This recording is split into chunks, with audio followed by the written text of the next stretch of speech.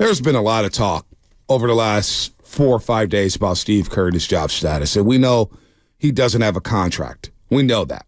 Doesn't have a contract after next season. But Monty Poole wrote in his story last night, and it was a very interesting nugget there that I did not hear about from last Thursday. When Kuminga was benched for the final 18 minutes last Thursday, the Nuggets obviously came back and went on that 25-4 run and win the game. Lacob did something unusual. He came to Steve Kerr's post-game news conference. The CEO wanted to hear Kerr's responses, with reason to be particularly curious regarding Kuminga. We all know Joe Lacob has loved his young guys. He loves Kuminga, he loved Wiseman, loved all those guys. But he wanted to hear Kerr's responses, with reason, obviously, about Kuminga. The days since have been intriguing, with Kuminga's frustration spilling out, leading to a conversation with Steve Kerr, resulting in increased minutes on Friday. So there's a lot going on there. Joe Lacob coming to the pressers. Joe Lacob walking to the locker rooms. Yeah, things are not good right now. Things are not good, but I'll say this for Steve. I'll say this because a lot of people are just ready to punt on Steve. And I've been very critical of him. I didn't think he coached I don't think he managed the team well last season. I don't think he's managed the team well this season. However, as you just mentioned, there's a lot of guys in that out of the lineup. How can he find a consistent rotation? One, Draymond Green's out, suspended for 17 games. Mm-hmm. How can you find a consistent rotation when Andrew Wiggins is slamming his finger through a car door and not playing hard? And we'll get to Andrew Wiggins in a second. I've got some we'll get to him. How can you find a consistent rotation when Chris Paul's in and out on the lineup? Now you can bake that in and say, yeah, Chris Paul's going to get hurt. But as a coach, how can you find proper rotations when guys are in and out of the lineup, left and right, and they're trying to find rotations, trying to flip over? And I like the experiment yesterday. Okay, let's see Kuminga and Wiggins together. He tried it. Well, by halftime, he punted on that. So maybe this roster just isn't good enough. Well, maybe these pieces just don't fit. There's a lot of redundancy on this roster. You know, Kevon Looney is mostly known for his rebounding and defense. Mm-hmm. Draymond Green is mostly known for his defense. Gary Payton II is mostly known for his defense. Yes. You have a lot of one-way players on this roster. Agreed. So, you know, they're 17-19. They're tied with the Lakers for the last spot in the play-in tournament. These pieces maybe don't fit. Now, are they one player away? No. Are they 2 players away? Maybe 3 players away. They just need more athleticism. They need some ball handling. They need guys who can blow by their guys. Because last night, I saw nobody, including Steph Curry, who can't drive by their guy. So this is a nightmare right now for the Golden State Warriors. It really is. Well, I don't think anyone would argue with you that the roster's not good enough. Like that is ultimately, I think that's the biggest boulder to overcome. Okay, I think the roster's not being good and having the appropriate, items in the cupboard to make a great meal, like that I do not deny. Right. Here's what I would say. So, and it was a microcosm on display in the late third quarter for me of what has frustrated me this year. I'm just going to stick with this year. This team is not the team from years past where they've banked a bunch of wins and you could sit your guys for X amount of minutes every single night. Like right now, you are in a position where it's situation critical. We've got a scratch and claw for every win. Would you agree? Got to ride the hot hands. Okay, ride the hot hand. Thank you for saying that. Klay Thompson was rolling yesterday. And I have been very critical of Klay Thompson, but when he's got it going, stay with the guy, and especially on a night where nobody is getting off any shots. Kuminga and TJD checked in with like 6 minutes to go in the third quarter, and simultaneously with Klay Thompson and other guys, they went on a little run. Now, look, I probably don't think that they could sustain that run, and I think that Toronto was probably going to come back and blow the doors off them anyway, because in every NBA game, a team makes a run. It's a valiant effort, blah, blah, blah, blah. They slept-walked through 3 quarters of that game, basically. 2.5 quarters of that game. It was a nightmare. But he takes out Klay Thompson to save him for the fourth quarter. We don't even get to the fourth quarter. Well, yeah, the Raptors, after the Warriors cut it to 96-87, Chase Center's rocking. You're starting to feel some hope. You're like, okay, they're playing with some pride here in front of Mr. Mean, Larry Smith, who was in the building yesterday for alumni night. And we know what awesome. What Mr. Mean is all about.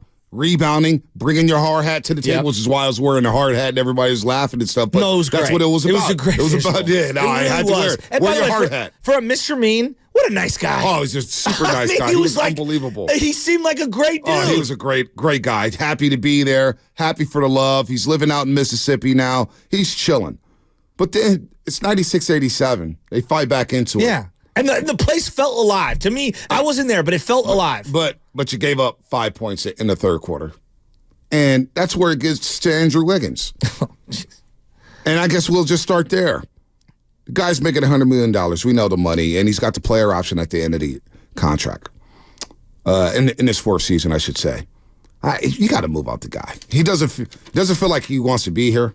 And maybe he does. Maybe, I don't know what's in his mind. I don't talk to Andrew Wiggins like that. But, I mean, he just seems out of it. No presence, no energy. I'm not going to question his effort because I think he is playing hard, but it just doesn't look good.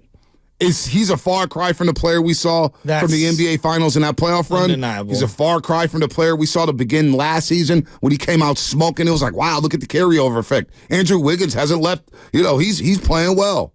Right now, he's not playing it. I mean, he's just not impactful. And one thing the Denver Nuggets did, I think this, and maybe we overlooked it because we're so irate over Jonathan Kuminga not playing the final 18 minutes of that basketball game. I think Michael Malone was very strategic when it came to Andrew Wiggins in that basketball game. He allowed Andrew Wiggins to post up. He allowed Andrew Wiggins to feel good. It was like some false sense of, Andrew Wiggins is rolling. Because you know why? He wanted Wiggins in that game. Kuminga was more of a threat. I believe Michael Malone thought that Kuminga was more of a threat. He's like, you know what? Let's allow Andrew Wiggins to get some nice little post-ups on Jamal Murray. Let him feel good about himself. Maybe we could dupe Steve Kerr into keeping him in this basketball game. And you know what? Steve Kerr did. And now you start Wiggins and Kuminga together, and I always thought, man, maybe this could work. Well, it doesn't work. What do you owe? Like I want to have a philosophical question on Andrew Wiggins. Like, I get owing the big three a level of gravitas, respect, etc. Like, what do you truly owe Andrew Wiggins?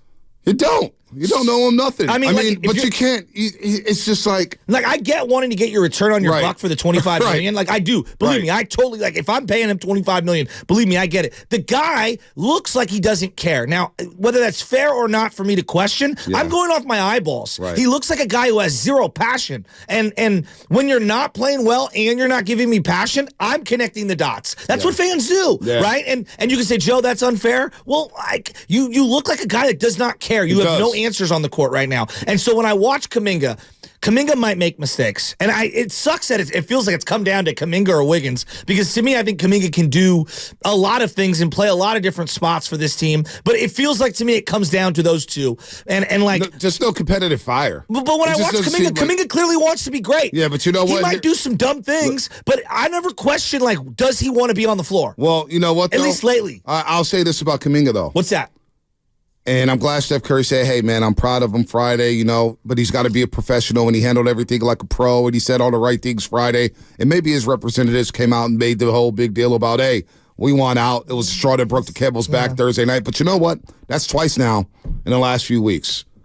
That's twice now. When he talked to Marcus Thompson in a very good article in The Athletic, he talked about his opportunities. Then he comes out against Miami and turns the ball over 6 times in the first half. Friday night, after everything that happened, and we spent all day long talking about Kuminga and why he should have played in the last 18 minutes, and I agree, he should have played the last 18 minutes. They come out Friday, and you look horrible against the Pistons. Kuminga looked terrible. Cade Cunningham, with the new haircut. Cade Cunningham took his lunch money. So if you're going to do all this stuff as a 21-year-old who really hasn't done much in this league. That's undeniable. I don't know if, and I love Kuminga. I love Kuminga.